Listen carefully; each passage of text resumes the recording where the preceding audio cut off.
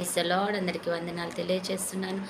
ఈరోజు దేవుడు ఇచ్చినటువంటి వాగ్దానము యెహోషువ గ్రంథము 23 అధ్యాయం 10వ వచనంలో వ్రాయబడినట్టుగా, మీ దేవుడైన యెహోవా మీకు ఇచ్చిన మాట చొప్పున తానే మీ కొరకు యుద్ధము చేయును.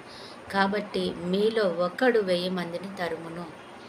దేవునికి మహిమ. ఈరోజు దేవుడు మీతో అంటున్నాడు, ఆయన ఒక్కడు 1000 మందిని తరుముతా ఉంటాడని, తరిమి తరిమి కొడతారు మీరు అంటున్నాడు దేవుడు. ఎందుకంటే యుద్ధము చేసేవారు మీరు కాదు, మీ దేవుడైన యెహోవా మీకు ఇచ్చిన మాట చొప్పున ఆయన ఆల్రెడీ మీ కొరకు మాట ఇచ్చేసాడు. ఏమని అని అంటే, నేనే మీ కొరకు మీ పక్షంగా యుద్ధం చేస్తాను, యుద్ధము చేయవాడవు నీవు కాదు, యుద్ధము నాది అన్నాడనమాట. అందుకని మీరు కాదు యుద్ధం నేను చేస్తాను. కాబట్టి మీరు ఒక్కొక్కడు 1000 మందిని తరుగుతూ ఉంటాడు. ఎందువల్ల అంటే దేవుని బలము చేత, అది దేవుని బలము చేత. మరి దావీదు ఒక సింహాన్ని, ఒక ఎలుగుబంటిని చంపాడు. ఒక బాలుడైన దావీదు దాని తలను మరి రాయికేసి కొట్టాడు.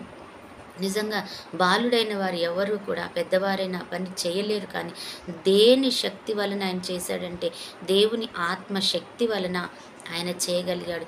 దేవుని బలము ఆయనలోకి రావడం వలన ఆయన చేయగలిగాడు. యెహోవా మరి దానికి ఆ ఆత్మను, ఆ శక్తిని, బలాన్ని అనుగ్రహించడం వలన, అవును, అతడు ఆత్మవశుడై అనుంటే, అనగా ఆత్మను నింపుకున్న వాడయుండి ఆయన దేవుని ఆత్మ ద్వారా చేశాడు.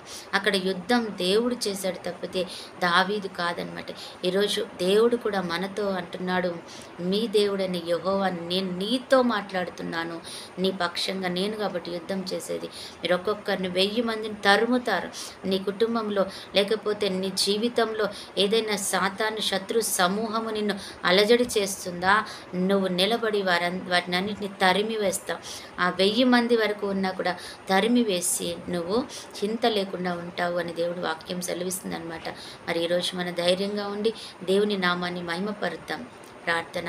పరిశుద్ధుడైన దేవా, ప్రేమ కలిగిన తండ్రి, కృప కలిగిన దేవా, స్తోత్రం. ఈరోజు ఇంత చక్కటి వాగ్దానంతో మమ్మల్ని నింపావయ్యా, నీకు స్తోత్రం. మరి నువ్వు అంటున్నావు తండ్రి ప్రవేశయ్యా, నరుని నమ్ముకోకూడదు కానీ దేవుడిని యెహోవాను మాత్రమే నమ్మాలి. ప్రభా, మిమ్మల్ని నమ్ముతుండగా నువ్వు మాట్లాడుతున్నావు అయ్యా. అతను మా శత్రువుని తరిమే కృపను మాకు ఇస్తున్నావు, మాకు వ్యతిరేకంగా ఉన్న వాటిని తరిమే కృపను మాకు ఇస్తున్నావు. అందుని బట్టి వందనాలు. మరి తండ్రి, ఈరోజు అనారోగ్యంను తండ్రి ప్రభా వేస్తాయి అయా, అతని అలజడులను, ఆటంకాలు, కుటుంబ సమస్యలు, బిడ్డల సమస్యలు అయా తండ్రి ప్రవేశ, ఆర్థిక సమస్యలు, ప్రతిదాన్ని మేము తరిమి కొడుతున్నాం తండ్రి. నీకు వందనాలు. దీర్ఘాయుష్ కృప కాపుదలు దయచేయండి, క్షేమము సమాధానం దయచేయండి. బర్త్డే, మ్యారేజ్ డే జరుపుకున్న బిడ్డలు కూడా జ్ఞాపకం చేసుకొని గొప్ప ఆశీర్వాదంతో వారిని, వారి కుటుంబాలు నింపమని యేసు నామంలో ప్రార్థిస్తున్నాము తండ్రి. ఆమేన్.